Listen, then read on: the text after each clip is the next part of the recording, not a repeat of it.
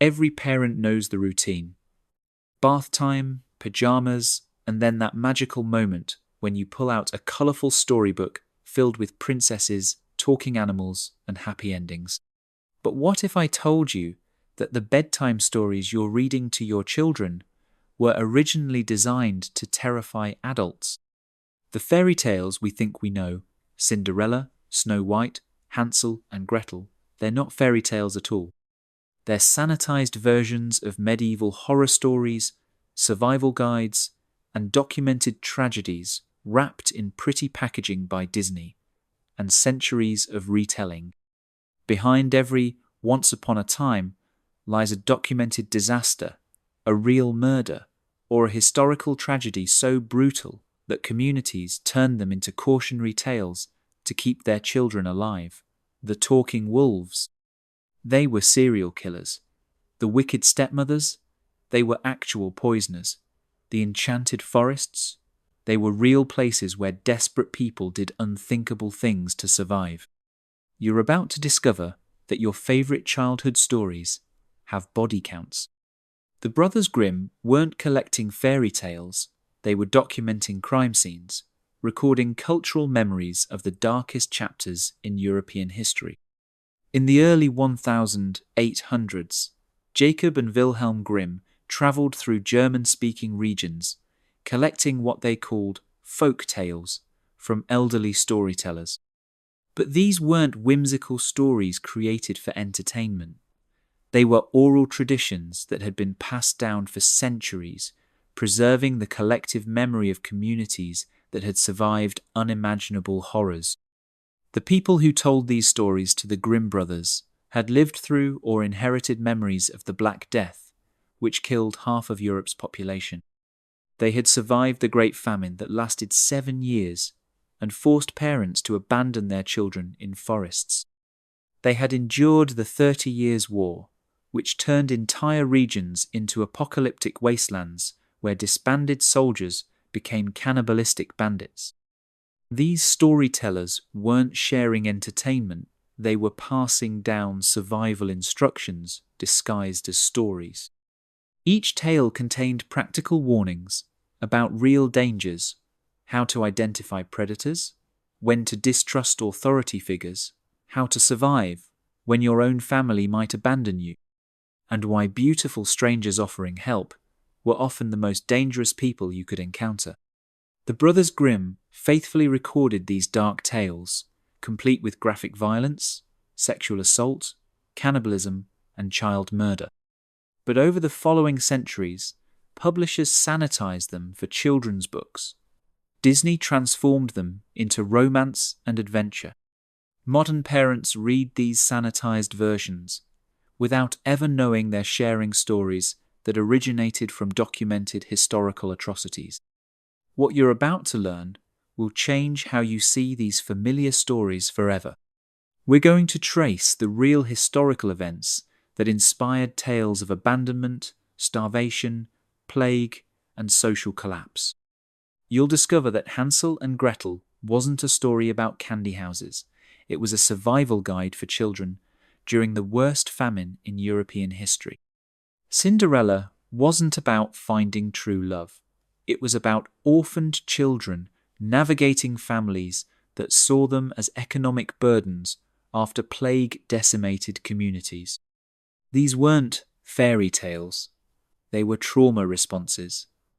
And understanding their real origins reveals not just the horror of medieval life, but the incredible resilience of people who transformed their worst experiences into stories that would protect future generations from making the same fatal mistakes. In 1347, something arrived in Europe that would fundamentally reshape human civilization and create the foundation for some of our most beloved fairy tales. The Black Death didn't just kill people, it killed entire family structures, economic systems, and social hierarchies. Between 1347 and 1351, this plague eliminated between 30 and 60% of Europe's population. But the survivors didn't just bury their dead and move on. They processed their trauma through storytelling, creating tales that would eventually become the fairy tales we know today. Let's start with Cinderella, because her story isn't about finding Prince Charming.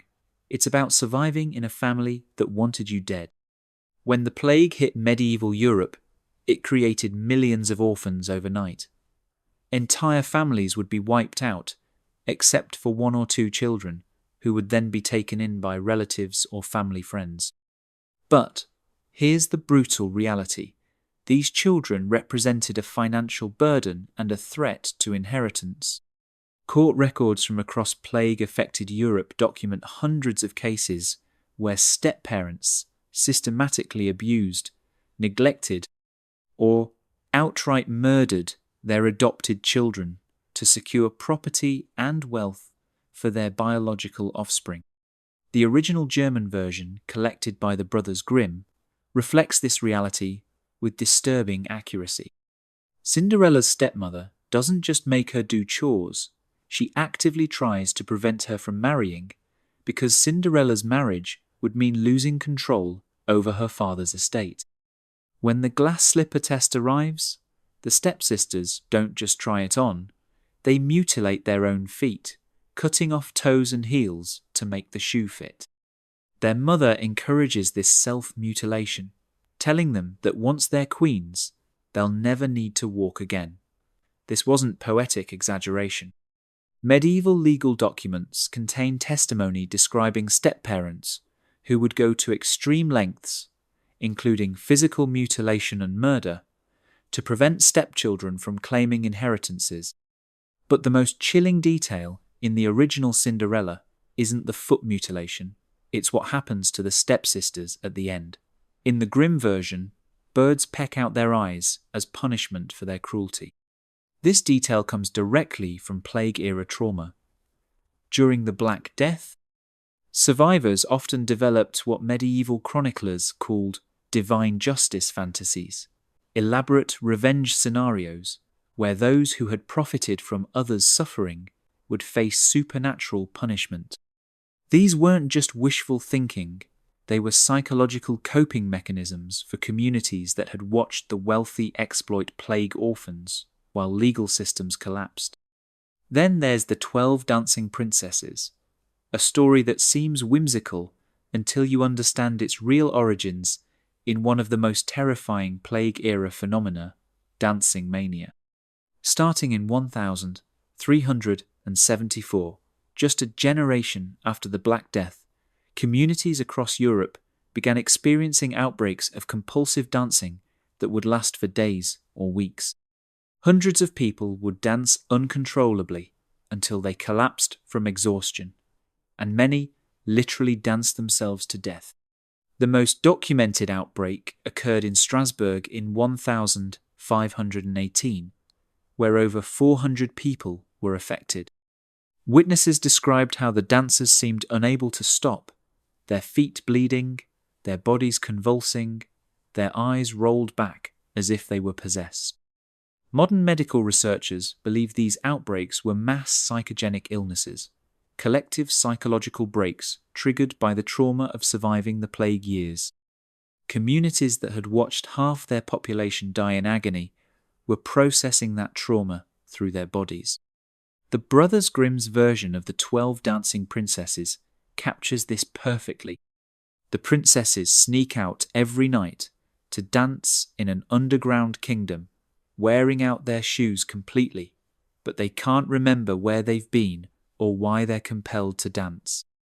This mysterious compulsion, this dancing that happened beyond conscious control, this wearing away of the physical body through movement, it's a perfect description of plague-era dancing mania. What makes the fairy tale even more disturbing is the underground setting. During plague years, survivors often had to live in cellars and underground spaces to avoid contact with infected areas above ground.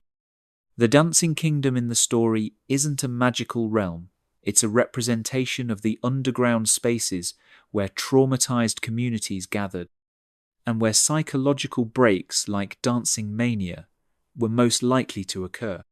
Medieval chroniclers documented dozens of these dancing outbreaks across Europe, always in communities that had been severely affected by plague.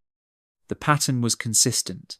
People would begin dancing compulsively, others would join them, and the episode would continue until participants collapsed or died.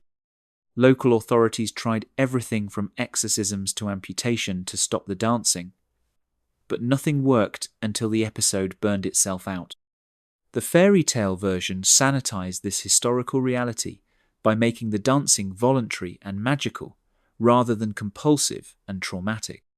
But the core elements remained: mysterious compulsion, physical exhaustion, and the sense that something beyond human control was driving the behavior. These plague tales served a crucial function for medieval communities. They provided a framework for understanding trauma that had no precedent in human experience.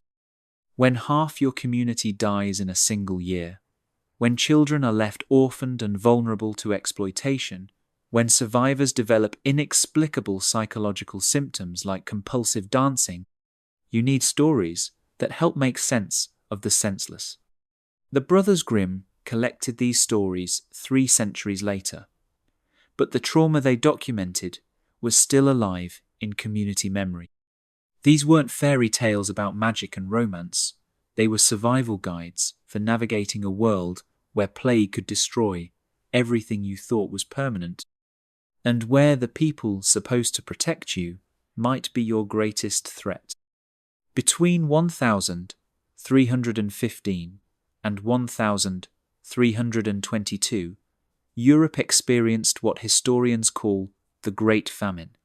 7 consecutive years of crop failures, livestock death, and starvation so severe that it fundamentally changed medieval society. This wasn't just hunger. This was systematic social collapse, where parents faced an impossible mathematical equation. They could watch their entire family starve slowly, or they could sacrifice the youngest members so the adults and older children might survive until spring. Court records from across Europe document hundreds of cases of child abandonment during these famine years, and it's from this documented horror that one of our most famous fairy tales emerged. Hansel and Gretel isn't a story about candy houses and evil witches. It's a survival manual for children whose parents might abandon them to death. The process was heartbreakingly systematic. Parents would tell their children they were going foraging or visiting relatives. They'd walk them miles from home, deep enough into the forest that the children couldn't find their way back. Then they'd leave them with whatever scraps of food they could spare, maybe some bread crusts or a few berries, and disappear while the children were sleeping or distracted. The brothers Grimm collected their version of Hansel and Gretel in early 19th century Germany, a region that had been devastated by repeated famines and the 30 Years' War. The story they recorded reflected generational trauma, the collective memory of times when parents had to choose between keeping their children alive and keeping themselves alive. But what makes the original version so chilling is how matter-of-factly the parents discuss abandoning their children. There's no agonizing moral debate, no tears, no dramatic emotion. The father simply says they have no choice, and the stepmother agrees. This cold pragmatism reflects how normalized child abandonment had become during survival situations. Archaeological evidence supports these stories. Excavations of medieval forest sites have uncovered small graves containing the remains of children who died alone in the wilderness. Carbon dating places many of these burials during known famine periods, suggesting that child abandonment was far more common than historical records indicate. The trail of breadcrumbs that Hansel drops to find his way home, that detail comes from actual survival techniques that medieval children were taught. Parents would show their kids how to mark forest paths, using whatever materials they had: bread, stones, broken twigs, just in case they ever got separated or lost. But the most disturbing element of the Hansel and Gretel story isn't the abandonment, it's the cannibalism. The gingerbread house wasn't a fairy tale invention. It was a warning about predators who used food as bait during times of desperation. Medieval chronicles from the Great Famine document cases of parents eating their own children who had died of starvation. More horrifying still, there are recorded instances of strangers luring hungry children into their homes with promises of food, only to kill and eat them. In some regions of Germany, authorities found evidence of what they called witch houses, isolated cottages where desperate adults had resorted to cannibalism. These weren't supernatural witches casting spells. They were starving people who had crossed the ultimate moral boundary to survive. The witch in Hansel and Gretel, with her house made of food and her plan to fatten up children before cooking them, represents these real predators who exploited famine conditions to commit the ultimate crime. Consider the economic context that made these horrors possible. During the Great Famine, grain prices skyrocketed by 800%.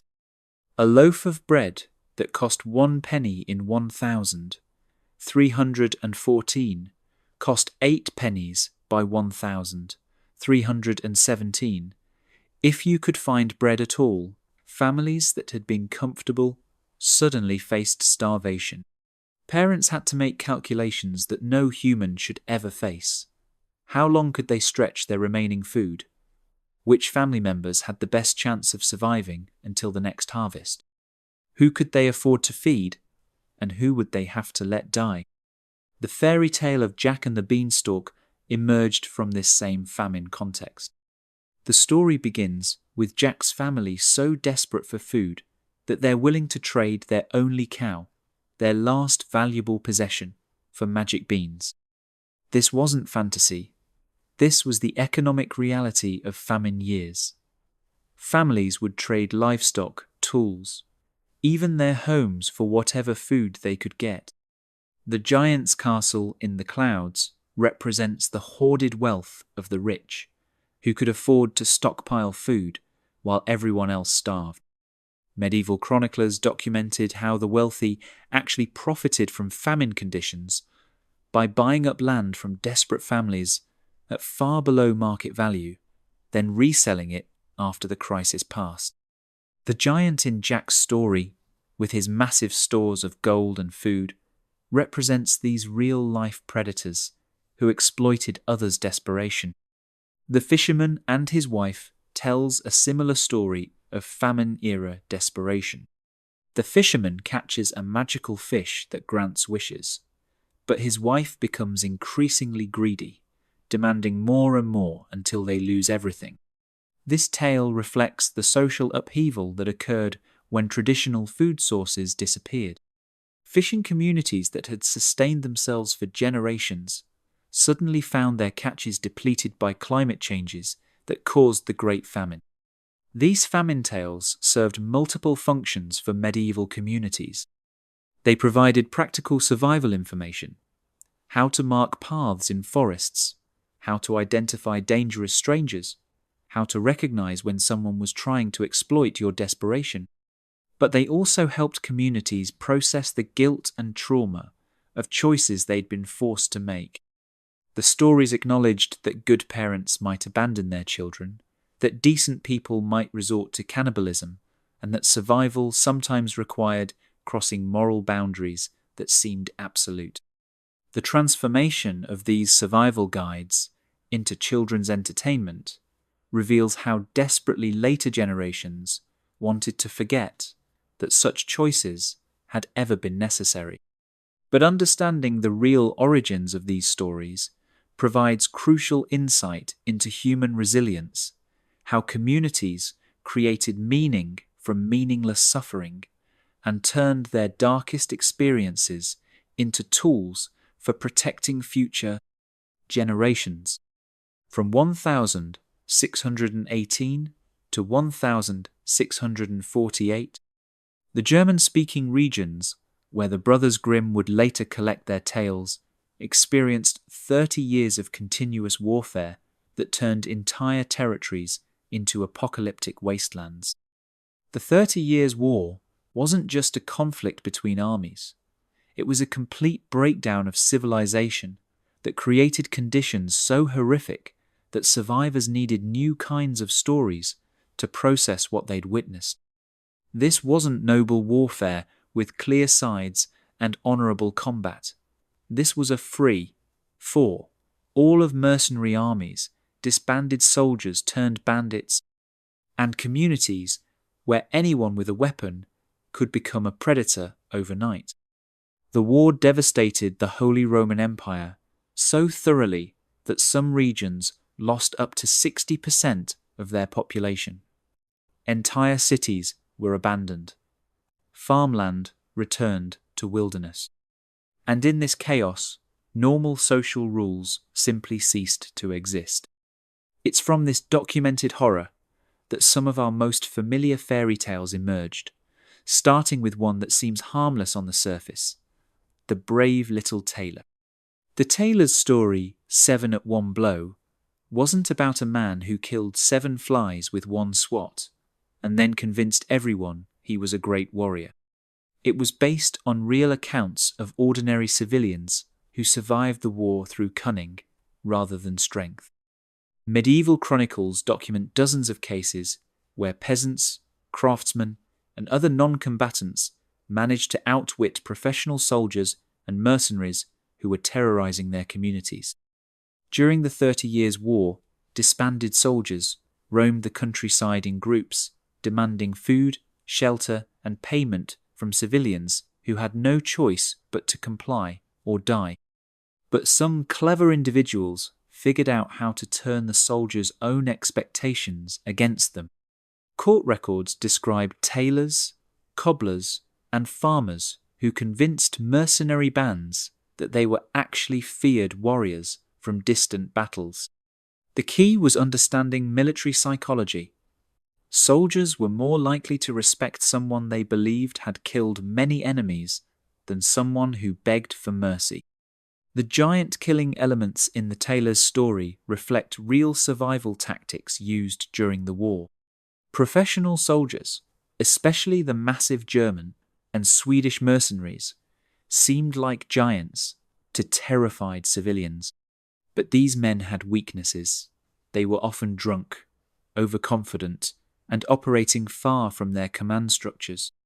Clever civilians learned to exploit these weaknesses using tricks, traps, and psychological manipulation to neutralize threats they couldn't fight directly. Rumpelstiltskin tells an even darker story about wartime economic exploitation. The tale of a miller's daughter forced to spin straw into gold under threat of death wasn't fantasy. It was a perfect metaphor for the impossible economic demands placed on civilians during the war. Armies would arrive in towns and villages demanding impossible payments, enough gold to fund military campaigns, enough grain to feed thousands of soldiers, enough materials to supply entire regiments. The mysterious little man who appears to help the miller's daughter represents the war profiteers and black market dealers who emerged during the conflict. These individuals could indeed perform magic. They could obtain impossible goods, arrange impossible payments, and solve impossible problems. But their services came at devastating costs, often requiring people to give up everything they had, including their future security and their children's inheritance. The story's emphasis on the little man's demand for the Queen's firstborn child reflects a real wartime practice called debt bondage. War profiteers would provide desperate families with money, food, or protection, but the contracts required the families to give up their children as servants or soldiers when they came of age. Medieval legal documents contain hundreds of these agreements, where parents essentially sold their unborn children to survive immediate crises. The Robber Bridegroom presents perhaps the most direct representation of wartime reality. This tale, about a woman who discovers her fiancé is actually the leader of a murderous bandit gang, came directly from the experiences of communities terrorizing by disbanded soldiers. When the 30 Years' War finally ended, thousands of professional soldiers found themselves unemployed in regions where no legitimate economy existed.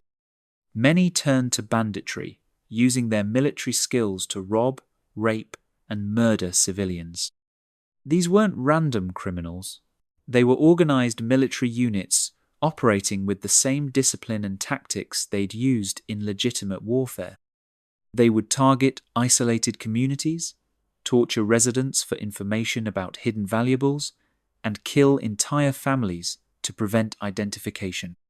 The Robber Bridegroom's practice of luring victims to a house in the forest, then murdering them for their possessions, directly parallels documented bandit operations from the post-war period. Court records from the 1650s and 1660s describe organized bandit groups led by former military officers who would send scouts to identify wealthy targets, then coordinate elaborate ambushes. These groups often maintained permanent bases in abandoned buildings or forest hideouts, exactly like the Robber Bridegroom's house in the fairy tale. The story's emphasis on the bride's need to gather evidence and expose the robber's crimes reflects real survival strategies used by communities trying to identify and eliminate bandit threats. What makes these war stories particularly chilling is how they normalized extreme violence and betrayal. The brave little tailor celebrates deception as a survival tool. Rumpelstiltskin warns that even helpful strangers might be exploiting your desperation. The Robber Bridegroom teaches that romantic partners could literally be planning to murder you. These weren't morality tales about good versus evil. They were practical guides for navigating a world where anyone could be dangerous and traditional authorities offered no protection.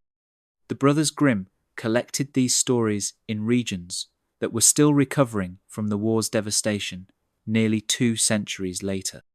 Local communities had preserved these tales because they contained essential survival information: how to identify threats, how to exploit enemies' weaknesses, how to recognize when someone was trying to trap you, and how to gather evidence that could save your life. These weren't fairy tales about magic and adventure. They were tactical manuals for surviving in a world where war had destroyed every assumption about safety, morality, and human decency. Beyond the devastation of plague, famine, and war, medieval German society operated on a social structure so brutal and exploitative that it generated its own category of horror stories. These weren't tales born from natural disasters or military conflicts. They emerged from the everyday cruelties of a system designed to keep the powerless, vulnerable, and the wealthy protected. The fairy tales that documented these social horrors served as both warnings and survival guides for navigating a world where your family, your community, and even your romantic partners might be plotting your destruction. Rapunzel represents perhaps the most documented social practice in medieval noble families: the imprisonment of daughters to control inheritance and marriage alliances. This wasn't metaphorical imprisonment, it was literal. Court records from across medieval Europe contain hundreds of cases where families locked their daughters in towers, convents, or isolated estates to prevent them from marrying without permission, or claiming inheritance rights that threatened family wealth distribution. The practice was so common that legal codes specifically addressed the rights of imprisoned daughters and the penalties for families who kept them isolated beyond reasonable limits. But these laws were rarely enforced when wealthy families were involved. The tower in Rapunzel's story wasn't a fairy tale invention. It was standard architecture for noble estates, designed specifically to house family members who needed to be kept away from society. The witch who imprisons Rapunzel represents the older women in noble families, mothers, aunts, and grandmothers who enforced these practices. These women weren't evil by choice. They were products of a system that taught them their own value depended entirely on controlling younger women's sexuality and marriage prospects. Medieval family correspondence reveals how these older women would justify imprisonment as protection, claiming they were saving their daughters from making poor marriage choices or being seduced by inappropriate suitors. But the most disturbing element of the Rapunzel story is the pregnancy that occurs while she's imprisoned. This wasn't magic, it was rape. Medieval records document countless cases where imprisoned daughters became pregnant by guards, family members, or visitors who had access to their quarters. When these pregnancies occurred, families would typically claim divine intervention or witchcraft rather than acknowledge the sexual violence happening under their own roofs. The Goose Girl tells an even more specific story about identity theft and murder among nobility. The tale of a princess whose servant murders her and takes her place wasn't fantasy. It was based on documented cases of inheritance fraud that occurred when noble families travelled between estates. During these journeys, servants who looked similar to their employers sometimes murdered them and assumed their identities, especially if the destination households had never met the original person. Medieval travel was dangerous, and communication between distant estates was limited, creating perfect conditions for identity theft. Court records describe cases where servants would kill their employers during travel, bury the bodies in remote locations, then arrive at the destination, claiming to be the legitimate heir or bride. The deception could continue for months or years before anyone discovered the truth. The story's emphasis on the talking horse that witnessed the murder reflects real medieval legal practices. Since literacy was rare and legal documentation was limited, witness testimony was crucial for resolving inheritance disputes. Animals, especially horses, were sometimes treated as witnesses in medieval courts because they were present during crimes, and their behaviour could provide evidence about what had occurred. Bluebeard connections appear throughout the Grimm collection, reflecting the reality that powerful men could literally get away with murder as long as they targeted the powerless. The story of Gilles de Rais, the nobleman who tortured and murdered over 140 children, wasn't unique. It was part of a pattern where wealth and political connections protected predators for decades while they operated with impunity. The brothers Grimm collected multiple variants of the Bluebeard story, suggesting that communities across German-speaking regions had developed similar tales about wealthy men who murdered their wives. These stories all shared common elements: the forbidden room, the mysterious disappearances, the pattern of marriage followed by murder, and the eventual discovery that revealed dozens of victims. But what made these social horror tales particularly valuable was how they taught practical survival skills. The Goose Girl showed how to identify potential identity thieves and protect yourself during travel. Rapunzel warned about family members who might imprison you for their own benefit. The Bluebeard variants taught women to be suspicious of men who offered too much too quickly, who isolated them from their families, and who maintained secrets that could get them killed. These stories also revealed uncomfortable truths about medieval society that legal systems refused to acknowledge. They documented how families profited from imprisoning their daughters. They showed how servants could murder their employers and inherit their wealth. They exposed how the wealthy could commit serial murder without facing consequences.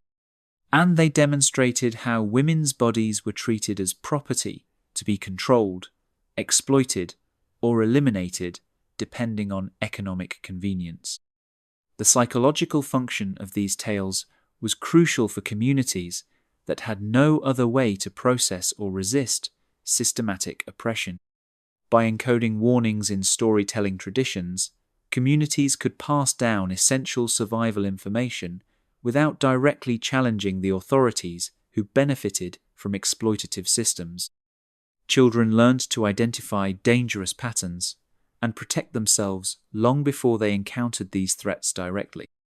Understanding these origins transforms how we see these familiar stories. They weren't entertainment designed to pass time or moral lessons about being good. They were tactical intelligence about navigating a world where the people supposed to protect you might be your greatest threat. They documented real crimes, exposed systematic corruption, and provided practical guidance for surviving in a society designed to exploit the vulnerable. The brothers Grimm preserved these stories at a moment when industrialization and political changes were beginning to eliminate the social conditions that had created them. But the warnings they contained remained relevant because the fundamental dynamics they described, family exploitation, identity theft, and powerful predators protected by wealth, continued to shape human relationships long after medieval society disappeared. These weren't fairy tales about magic and romance. They were survival manuals for recognizing and resisting the everyday horrors of systematic oppression.